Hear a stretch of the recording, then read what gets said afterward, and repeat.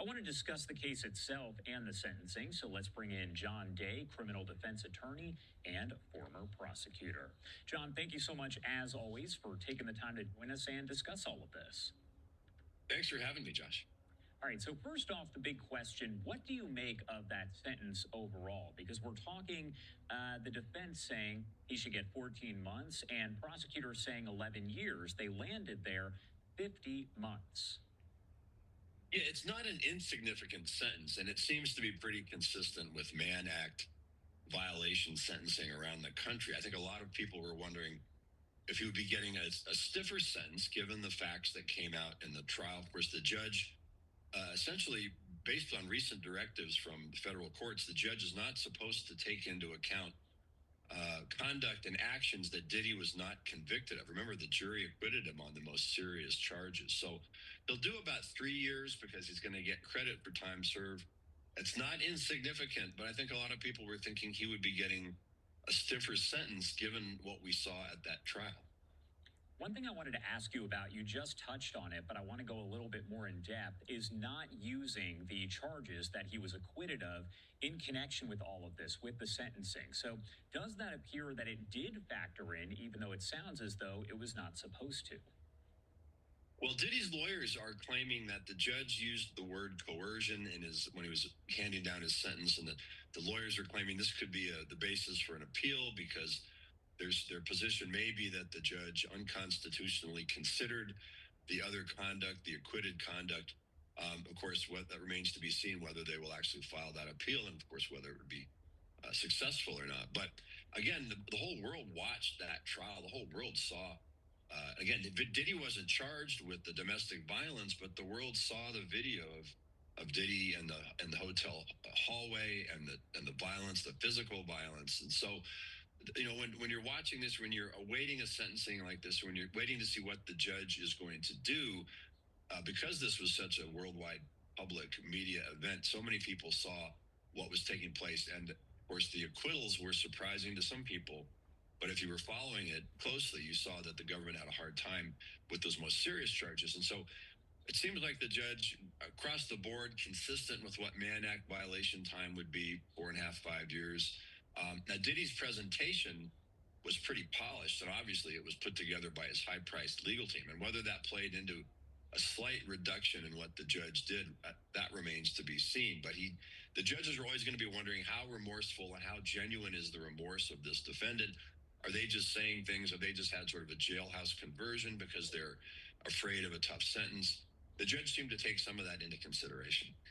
That's what I was going to ask you, is does the judge going into the sentencing hearing, even though it lasts for hours, you hear from several different witnesses, you hear the testimony from children, for instance, of Sean Diddy Combs basically saying, you know, forgive my father, give him a light sentence, all of that.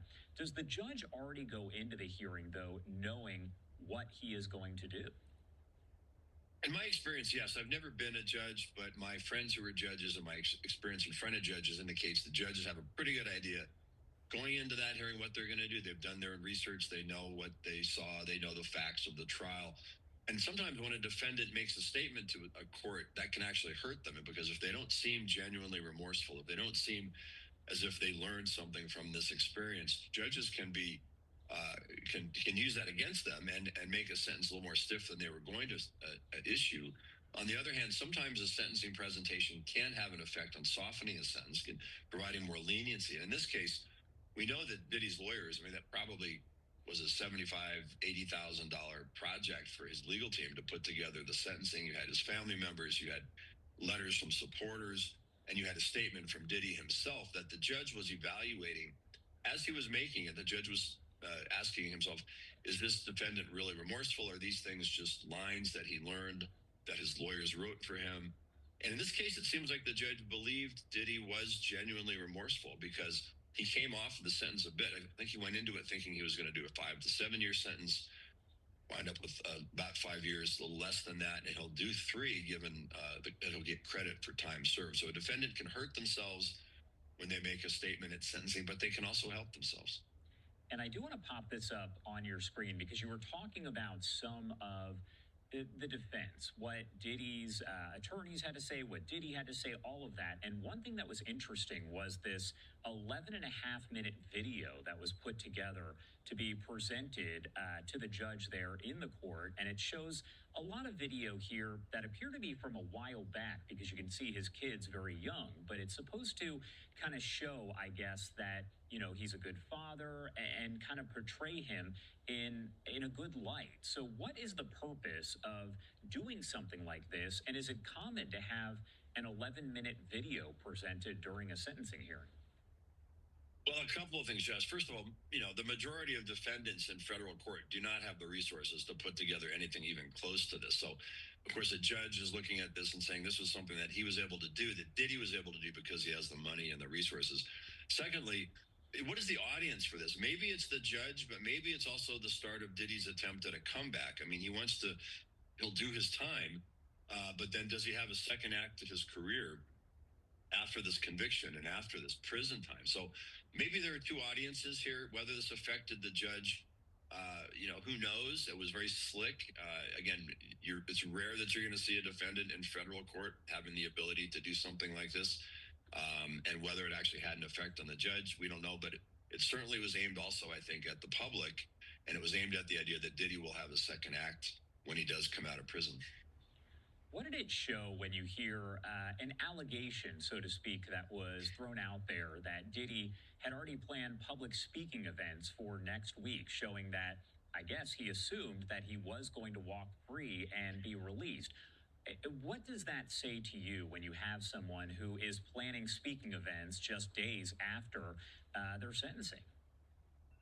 Well, on the one hand, it shows an incredible amount of arrogance. If that's the message you're putting out there, that you're going to line up speaking events because you're convinced you're going to walk, it shows maybe a delusional take on reality. On the other hand, it also may be a way of saying, I was confident that I didn't do anything that bad and I'm going to plan for the future. And his legal team said, look, there's a good chance you're going to do a range of time here. I mean, the message that his lawyers sent to him pre-sentencing was not, you're going to walk on this thing. They asked for probation. They asked for time served. In other words, they asked for a sentence where he wouldn't do another day incarcerated. But the reality was that when they were meeting with him privately, they were telling him there's a good chance this judge is going to split the difference between the 11 years the prosecution wanted and the 0 days that we were asking for. My last question for you here, where do we go from here? There's been a lot of discussion about an appeals process. Can you explain the next steps here?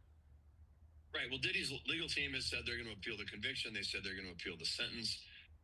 Talk is cheap, but most likely because Diddy has the resources, yes, he's going to follow through with appellate work on these issues.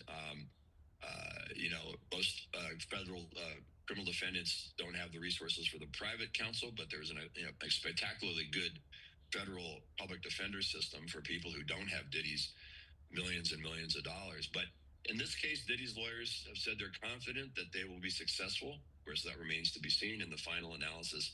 It's going to come down to appellate judges deciding whether or not the trial was conducted appropriately and whether the sentence was appropriate. But in the meantime, he'll be sitting in a federal prison facility while the appeals take place, unless the judge would take a surprising move and stay the sentencing. But Diddy is going to be doing his time. But remember, these things have not necessarily destroyed celebrities' careers. We look at Martha Stewart. We look at other people who have gone through this. There are second acts in the United States, especially for people who have gone through the prison system and the court system. So I wouldn't be surprised to see this is just the start of a comeback tour for Diddy. All right. John Day, thank you so much, as always, for taking the time to join us. Anything we missed? Anything you want to add here before I let you go? You covered it. It's comprehensive, Josh. All right. Thank you so much. Appreciate it. Have a good rest of your day.